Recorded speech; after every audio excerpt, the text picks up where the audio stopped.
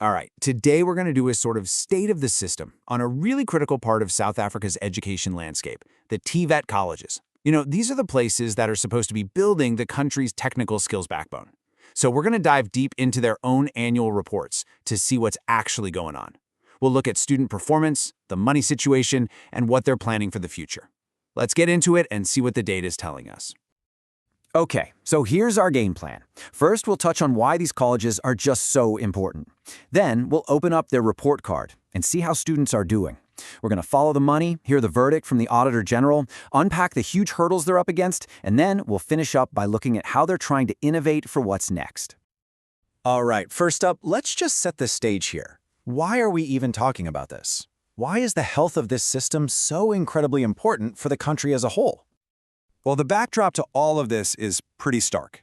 One of the reports we dug into from Tshwane North College points to a staggering national unemployment rate of 31.9%. Just think about that. For millions and millions of young people who aren't working or in school, TVET colleges are meant to be the answer. They're supposed to be that main pathway to getting skills that actually lead to a job. And to give you a sense of the scale we're talking about here, it's just massive. Take a look at this number.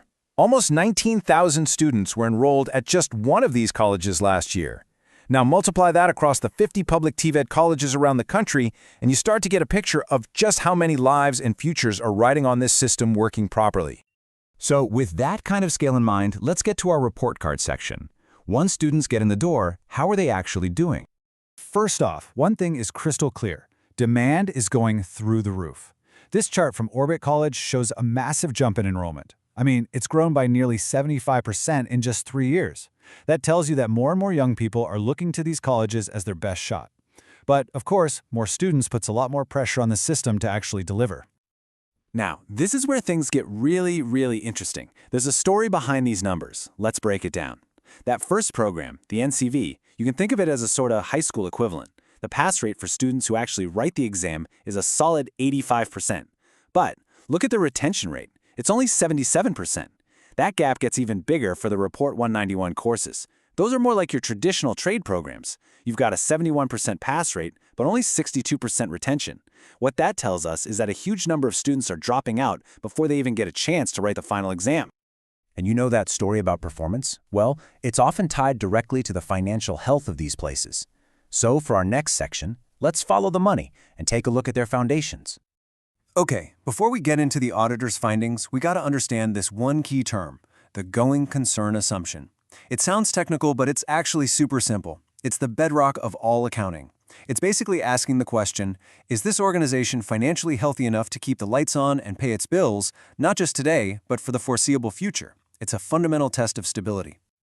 So with that question of basic financial stability in our minds, let's bring in the independent umpire of public money, the Auditor General of South Africa.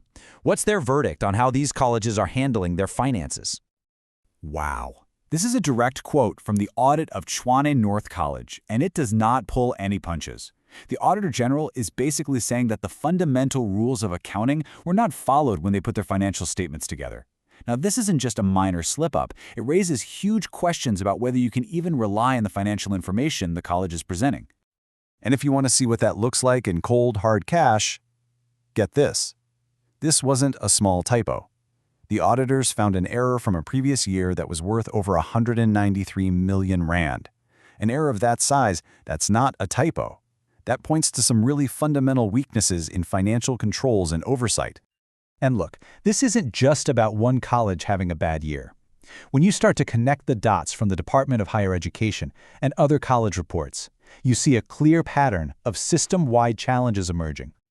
So what kind of headwinds are we talking about here? Well, it starts with the absolute basics, like just not having the right infrastructure. Then you have major staffing issues. Colleges are literally saying they can't fix their audit problems because key finance people have left and the jobs are empty. This staff shortage also means lecturers aren't getting the training they need in crucial digital skills. Then you throw in modern threats like cyber attacks and widespread staff burnout, and you've got yourself a perfect storm of operational challenges. But that's the story of the challenges, and it's not the full picture. Because for all of these immense pressures, the reports also show something else, a really clear and determined push for innovation. Across the entire sector, we're seeing this really powerful three-part strategy emerge. First, they're focused on building a culture of entrepreneurship, trying to empower students to create their own jobs. Second, they're forging deep, meaningful partnerships with industry so that what they teach in the classroom is actually what's needed in the workplace. And third, there's a huge embrace of digital skills, getting both lecturers and students ready for the fourth industrial revolution. And this isn't just talk. This is happening on the ground, right now. We're seeing some incredible examples. Ekerhuleni East College has a center of excellence with Samsung. Orbit College is running apprenticeship programs with the mining giant Glencore. False Bay College signed deals worth over 71 million rand just last year. And Southwest Katone College got over 200 businesses to show up for a single breakfast event to build these bridges. I mean, this is where the rubber really meets the road. So this is where we land. We have a system that is wrestling with some really deep-seated financial and operational problems. There's no doubt about that. But at the exact same time, it is buzzing with innovation and this powerful drive to connect to the real economy. The question is, can that drive overcome the hurdles? Can these colleges finally deliver on the immense promise they hold for South Africa's future? Honestly, the answer to that question is going to define a generation.